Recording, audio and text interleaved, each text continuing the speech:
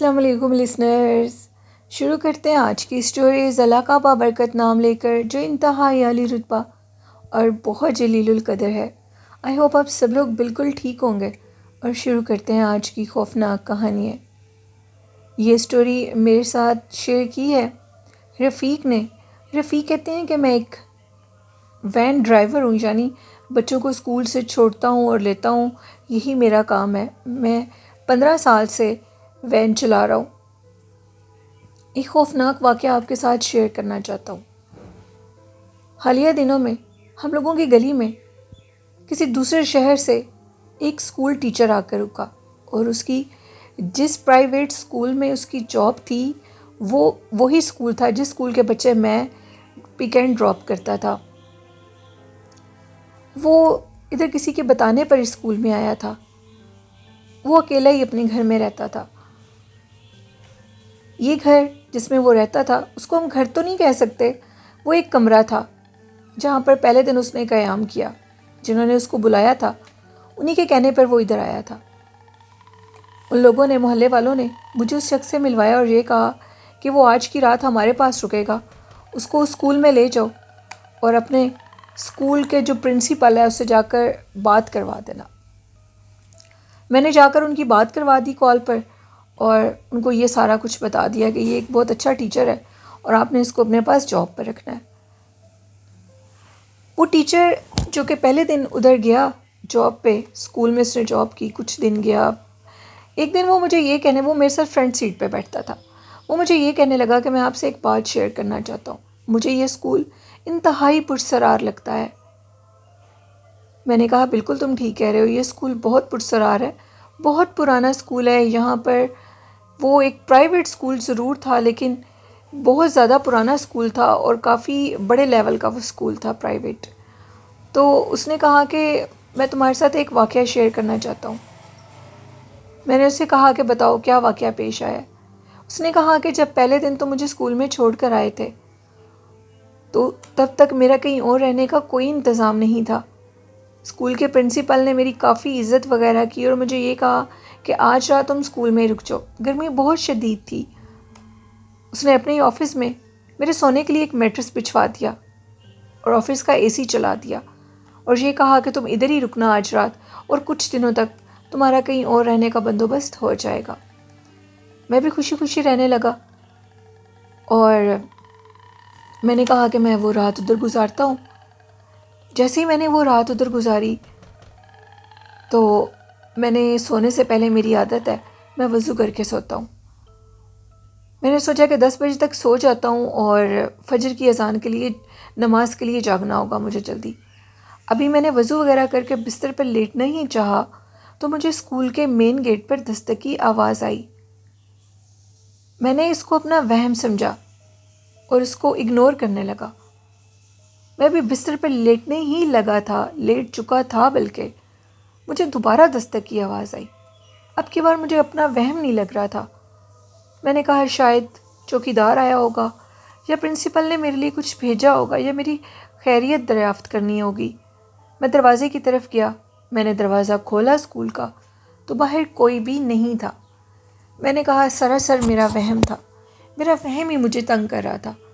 اتنا بڑا خالی اسکول اور اس میں صرف میں ہوں، اور ادھر کون دستک دے گا، وہ بھی رات 10 ساڑھے 10 بجے کے ٹائم۔ میں دوبارہ آیا اور بستر پر آ کر لیٹ گیا۔ ابھی میں لیٹا ہی تھا، چند سیکنڈ گزرے تھے کہ واضح طور پر دروازے کے اوپر دستک ہوئی۔ اب کی بار یہ مجھے اپنا وہم نہیں لگا تھا۔ میں اٹھا اور دروازے کی طرف گیا۔ جیسے دروازے کی طرف گیا تو مجھے دروازہ کھولنے پر پھر ایک بہت بڑا دھچکا لگا۔ سامنے کوئی بھی نہیں تھا۔ اب میرے پہ تھوڑی سی کپ کپی طاری ہونے لگی تھی۔ اتنی رات کے ٹائم گلی میں بالکل اندھیرا تھا۔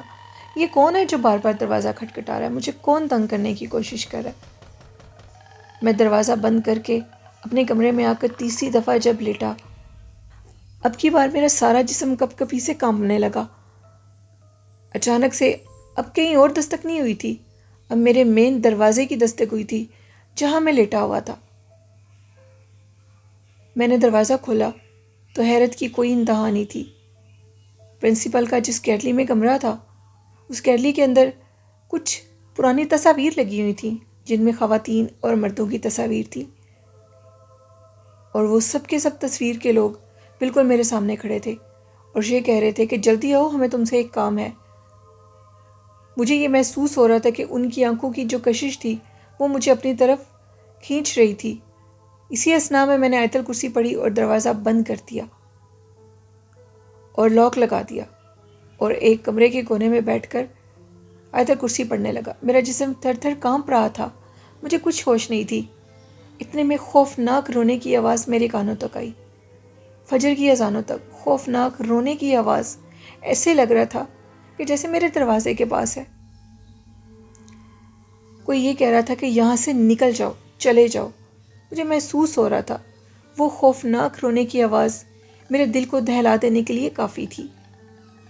صبح ہوئی تو باہر کے لاک کی ایک کی پرنسپل کے پاس بھی تھی۔ وہ آئے، انہوں نے اپنے کمرے کا دروازہ کھولا تو میں ایک کونے میں بیٹھا کانپ رہا تھا، میری بری حالت تھی۔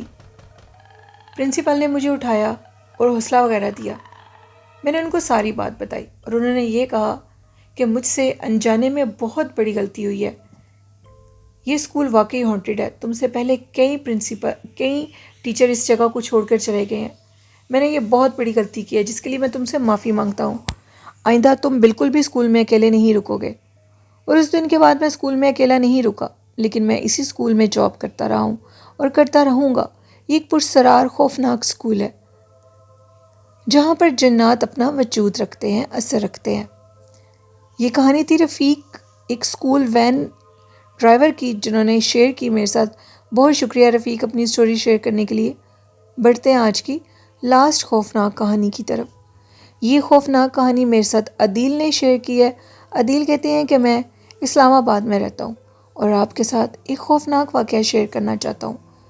یہ واقعہ ہم لوگوں کے جو محلہ ہے اسی میں رہنے والے ایک شخص کی کہانی ہے جو کہ اپنی روداد، اپنی یہاں بیتی کئی لوگوں کو سنا چکا ہے۔ وہ کہتے ہیں کہ واقعہ کچھ اس طرح، وہ کہتے ہیں کہ ادھر قریبی جگہ پر محلے کے باہر روڈ پر، ہم لوگوں کے جہاں سے محلہ سٹارٹ ہوتا ہے وہاں ایک چھوٹا سا قبرستان ہے۔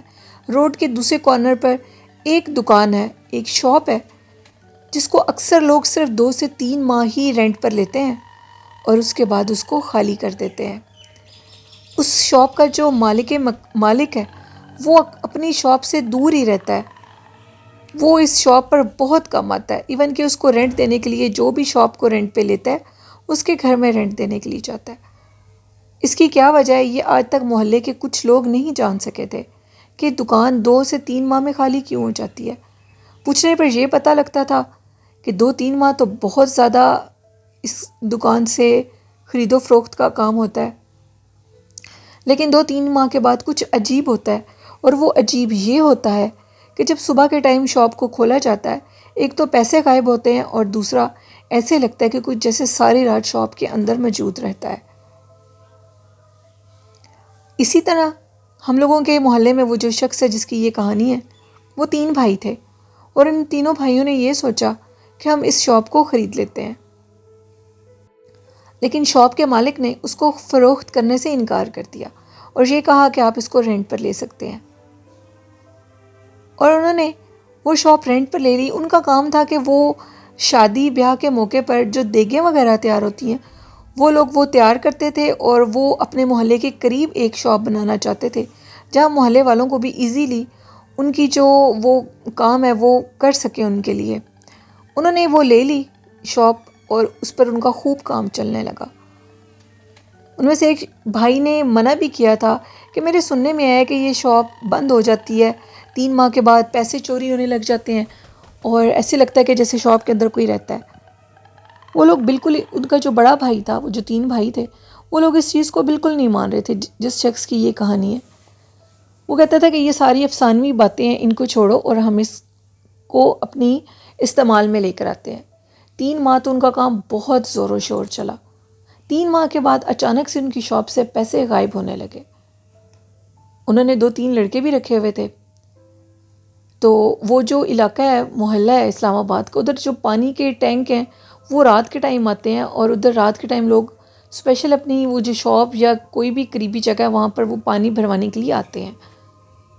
پیسے بھی چوری ہونے لگے اور اس کے بعد کام میں بھی فرق آنے لگا. اور جب شاپ کھولتے تھے تو یوں لگتا تھا کہ جیسے پوری فیملی شاپ کے اندر رات بھر رہی ہے، چیزیں بکھر جاتی ہیں، ادھر ادھر ہو جاتی ہیں. اب ایک لڑکا جو کہ رات کے ٹائم پانی بھروانے کے لیے آیا، وہ اگلے دن واپس نہیں آیا کام پر. وہ اس کام کو چھوڑ چکا تھا. شاپ کا جو آنر تھا، یعنی جس کے پاس اس ٹائم شاپ تھی، کھانے وغیرہ کا جو کام کر رہا تھا، وہ نیکسٹ ڈے اپنے اس جو نوکر تھا اس کے پاس گیا، اس کے گھر گیا اور اس کے گھر جا کر اسے ملنا چاہا، لیکن وہ لڑکا ان سے مل نہیں رہا تھا. بہت زیادہ منت سماجت کے بعد وہ لڑکا ان سے ملا تو وہ بیمار تھا، اس کی حالت خراب تھی. اس کے مالک نے اسے پوچھا کہ آخر تم نے یہ کام کیوں چھوڑا ہے؟ جس پر اس نے کہا کہ جس رات میں پانی بھرنے کے لیے گیا تھا، میں نے واٹر ٹینک نکالا اور پانی بھرنے کے لیے باہر رکھ دیا، اور خود شاپ کے اندر جو چارپائی بچھی ہوئی ہے، شاپ کافی بڑی تھی، اس پہ میں لیٹ گیا. ابھی میں لیٹا ہی تھا آنکھیں بند کر کے تو میرے پیروں کی طرف مجھے کوئی حرکت محسوس ہوئی. میری آنکھ کھلنے پہ میں کیا دیکھتا ہوں کہ 2 بچے اور ایک خوفناک چہرے کا شخص میرے اوپر چھکا ہوا ہے، اور 2 بچے میرے پیروں کی طرف ہیں، اور میرے سر کی طرف ایک خوفناک عورت ہے جس کا حلیہ بالکل کسی چڑیل سے مشابہ رکھتا تھا. اور وہ مجھے یہ کہہ رہے تھے کہ یہ شاپ ہماری ہے، بہتر ہے کہ اس کو چھوڑ کر نکل جاؤ، نہیں تو جان سے سب کو مار دوں گا. میں نے اس جگہ کو بہت محنت سے بنایا ہے. اس شاپ کے بالکل سامنے ایک قبرستان بھی تھا، اس وجہ سے میں اس شاپ پر دوبارہ نہیں آؤں گا. اور یہ بات انہوں نے مجھے کہی تھی کہ اپنے مالک کو بھی بتا دو، بہتر ہے کہ اس شاپ کو بند کر دے. اب وہ جو مالک تھا، یعنی جو اس ٹائم پر اس دکان پر کام کر رہا تھا، اس نے اپنے نوکر کی بات کو سچ سمجھا اور اپنے بھائیوں سے جا کر اس چیز کے متعلق مشورہ کیا. انہوں نے کسی عالم دین کو بلایا، وہ دکان دکھائی، جس پر انہوں نے کہا کہ اس دکان کے اندر بھاری اسیب ہے، اگر چاہتے ہو کہ اس کو نکال دیا جائے تو اس کے عفظ میں بھاری معاوضہ لوں گا، کیونکہ اس کے عفظ میری جان کو خطرہ ہے. انہوں نے کہا ٹھیک ہے، آپ جو بھی عمل کرنا چاہتے ہیں آپ کریں، لیکن ہماری اس مصیبت سے جان چھڑوا دیں، کیونکہ ہمارا کام اچھا خاصا چل رہا ہے. اب وہ جو عالم صاحب تھے وہ آ کر اس دکان میں بیٹھ گئے. انہوں نے دکان کا شٹر دونوں طرف سے کھول دیا اور سینٹر میں بیٹھ گئے. انہوں نے ان سے کچھ لیمن اور ایک شیشے کی بوتل منگوا لی اور ایک کاپی پینسل. اب وہ کچھ پڑھتے جا رہے تھے. جو وہ پڑھ رہے تھے اسے محسوس ہو رہا تھا کہ کوئی غائبی چیز ان کو تنگ کر رہی ہے، ان پر اثر انداز ہونا چاہتی ہے، لیکن ان پر اثر انداز نہیں ہو پا رہی. وہ اپنی پڑھائی میں مسلسل جٹے ہوئے تھے، ایسی لگ رہا تھا کہ کوئی چیز ان کو ہرانا چاہ رہی ہے، لیکن ان کو ہرا نہیں پا رہی. کچھ دیر کے بعد انہوں نے ان چیزوں سے، ان مخلوقات سے مکالمہ شروع کر دیا اور یہ کہا کہ تم چاروں کو ادھر سے جانا ہوگا اور کوئی ادھر سے نہیں جائے گا. انہوں نے یہ بات کرنے کے دوران جو انہوں نے ہم سے لیمن منگوائے تھے ان کو درمیان میں سے کاٹا اور ایک لیمن کو اس بوتل کے اندر ڈال دیا، اور پھر وہ اس کتاب کے اوپر کچھ عربی میں تحریر کرنے لگے. اور وہ تحریر کرنے کے دوران بھی وہ مسلسل پڑھائی کر رہے تھے، اور وہ تحریر انہوں نے اس بوتل کے اندر ڈال دی. کچھ دیر کے بعد اس بوتل کے اندر عجیب سا دھواں اکٹھا ہونے لگا. اکٹھے ہوتے ہوتے جب دھوئیں سے بوتل بھر گئی تو انہوں نے اس کے ڈھکن کو بند کر دیا اور اپنی آنکھیں کھول لی. دوبارہ سے کچھ پڑا اپنے اوپر، انہوں نے اس چیز کا حصار کیا اور وہ اٹھ کر کھڑے ہو گئے اور یہ کہنے لگے کہ آج سے یہ دکان تمہاری ہو گئی ہے، تم اس دکان میں بلا جھجھک کام کر سکتے ہو. 1 ماہ تمہیں لگاتار ادھر قرآن پاک کی تلاوت کرنی ہوگی، اس کے بعد مجھے بتانا. 1 ماہ لگاتار ہم نے ادھر قرآن پاک کی تلاوت کی. قرآن پاک کی تلاوت کے بعد اچانک جب لاسٹ ڈے تھا تلاوت کا قرآن پاک کا مسجد کے اس شاپ کے اندر، تو مجھے اچانک سے سامنے دکان کے اندر ایک ہول سا، سوراخ سا نظر آیا. میں نے اس سوراخ کو تھوڑا سا کھودا تو اس میں ان گنت پیسے پڑے ہوئے تھے. یہ وہی پیسے تھے جو کہ میرے بھی چوری ہو جاتے تھے اور مجھ سے پہلے لوگوں کے بھی چوری ہو جاتے تھے. میں نے عالم صاحب کے پاس وہ ساری رقم لے کر جانا ہی مناسب سمجھا، اور انہوں نے مجھے یہ کہا کہ یہ ساری رقم ایک مسجد میں عطیہ کر دو. میں نے اسی طرح کیا اور جتنی بھی وہ رقم تھی مسجد میں عطیہ کی، اور کچھ رقم اس میں سے نکالی اور غریبوں میں تقسیم کر دی. آج وہ لوگ اسی شاپ کے اوپر کام کر رہے ہیں اور وہ بالکل ٹھیک ہیں اور ٹھیک سے کام کر رہے ہیں. یہ ایک سٹوری تھی جو کہ میرے ساتھ شیئر کی. عدیل نے اسلام آباد سے، بہت شکریہ عدیل آپ کا۔ یہ تھی آج کی خوفناک کہانیاں لسنرز، کیسی لگیں آپ کو؟ اپنا فیڈ بیک ضرور دیں اور میرے اس چینل کو سپورٹ کریں، چینل کو سبسکرائب کریں اور والدین جیسی خوبصورت نعمت کی قدر کریں۔ قرآن پاک، نماز اور درود شریف کو زندگی کا حصہ بنا لیں تو کامیابیاں ضرور آپ کے قدم چومیں گی۔ ایک دن سٹوری اس چینل پہ شیئر کروں گی اور دوسرے دن نیلم وائس آفیشیل پہ۔ آپ سب نے ان دونوں چینلز کو سپورٹ کرنا ہے۔ اپنی ہوسٹ نیلم یاسین کو اجازت دیجیے، دعاؤں میں یاد رکھیے گا۔ اللہ حافظ۔